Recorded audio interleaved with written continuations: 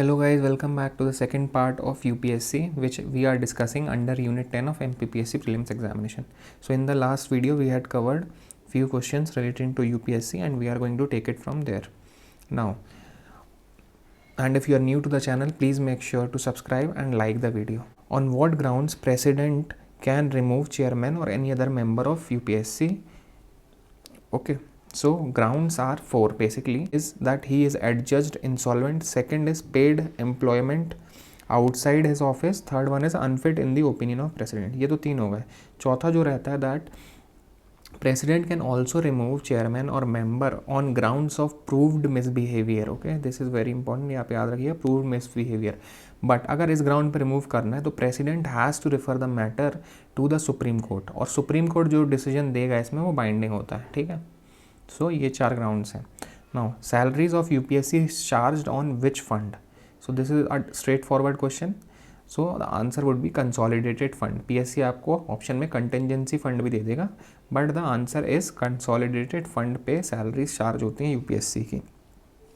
Now, is chairman of UPSC eligible for further appointment in government of India or state government? So the answer is no.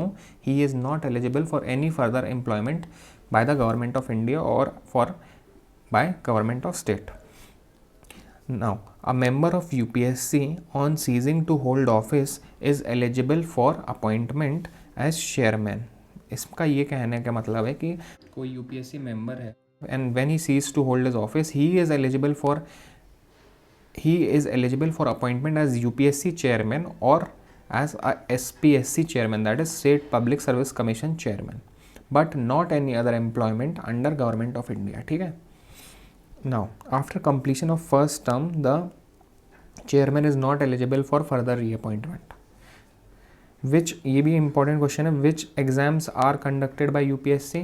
So one is All India Service, जो कि IAS, UPSC commonly अपन जानते हैं. Another one is Central Services. Third one is Public Service of Centrally Administrated Territories. So ये तीन exam UPSC conduct कराता है.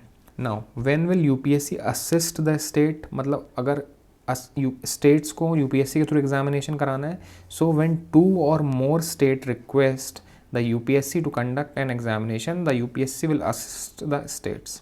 और इसमें ये भी एक condition, UPSC serves the need of state on request of governor and with the approval of president. ठीक है. तो ये एक इसकी कंडीशन है.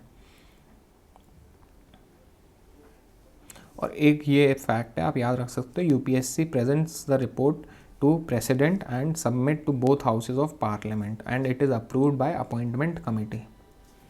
Okay, so with this we come to the end of this video. So, and basically we tried to cover UPSC in question answer format, and I hope you liked the video and learned something new, and if you did, please make sure to subscribe to the channel. Thank you.